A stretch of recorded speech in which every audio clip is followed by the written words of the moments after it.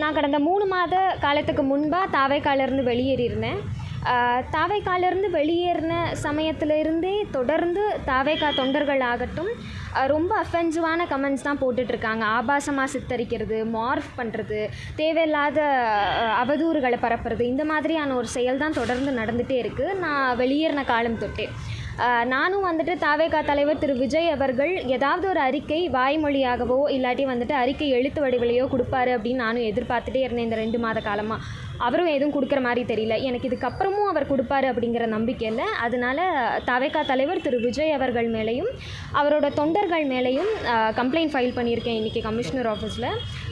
இளம் பெண்கள் அரசியலுக்கு வர்றது அப்படிங்கிறது இப்போ தான் அதிகமாகிட்டுருக்கு.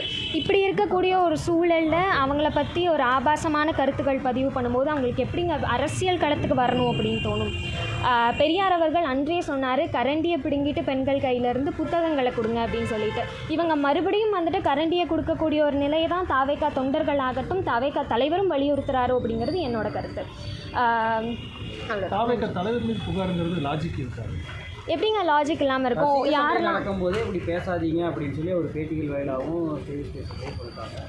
ஆன்லைனில் இந்த மாதிரி பண்ணுறாங்க அப்படிங்கும்போது அந்த கட்சி தலைவர் அவர் நிறைய இடங்களில் தனிப்பட்ட நபர்கள் ஒவ்வொருத்தங்களும் யார் தாவேக்காக்கு சப்போர்ட் பண்ணுறாங்களோ அவங்க எல்லாருமே எங்களோட விர்ச்சுவல் வாரியர்ஸ் தான் அப்படிங்கிறத தெளிவாக சொல்லியிருந்தார். அண்ட் நான் அவர் கட்சியிலேருந்து வெளியேறின காலம் தொட்டு நிறைய பெண்கள் ஐடியாலஜிக்கலாக நாங்கள் ஸ்டாண்ட் எடுக்கிறோம் அப்படிங்கிற பட்சத்துக்கு அவங்க ஆப்போசிட்லேருந்து நாகரிகமான ஒரு அரசியல் விவாதத்தை தான் நாங்கள் எதிர்பார்க்குறோம். ஆனால் அது இங்கே நடக்கிறதில்ல அப்படிங்கிறது தான் உண்மை. ஸோ அதை கண்டித்து அவர் விர்ச்சுவல் வாரியர்ஸ் மேலே அவர் ஏன் ஒரு அறிக்கை கூட வெளியிட மாட்டேங்கிறார் அப்படிங்கிறது எங்களோட கேள்வி. விளம்பரத்துக்காக வைசாலி இந்த மாதிரி பண்ணுறாங்கங்கிற மாதிரி விளம்பரத்துக்காக நிச்சயமாக இல்லை. எங்கள் அரசியல் களத்தில் நேர்மையான நியாயமான விவாதங்களை எடுத்து வச்சா அது அட்டென்ஷன் சீக்கர் அப்படிங்கிறது இல்லை இல்லையா?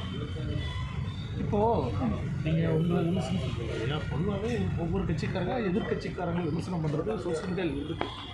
எதிர்கட்சிக்காரங்களை நியாயமான விமர்சனங்கள் நாகரீகமான விமர்சனங்கள் எடுத்து வைக்கிறது அப்படிங்கிறது ஃபைன் தான். நாங்களும் வந்துட்டு கருத்தியல் ரீதியான விமர்சனங்களை தான் எடுத்து வைக்கிறோம். ஸோ நாங்கள் எடுத்து வைக்கும் போது அதுக்கு பதில் தெரியல அப்படிங்கிறதுக்காக நீங்கள் நாகரிகம் அல்லாத ஒரு கருத்துக்களை வெளியிடுறது அப்படிங்கிறது தவறான விஷயம் தானே. அரசியல் அப்படின்னாலே ஒரு நாகரிகத்தை பின்பற்றின ஒரு விவாதமாக இருக்கணும் அப்படிங்கிறது தான் எங்களோட கருத்து. Okay, thank you.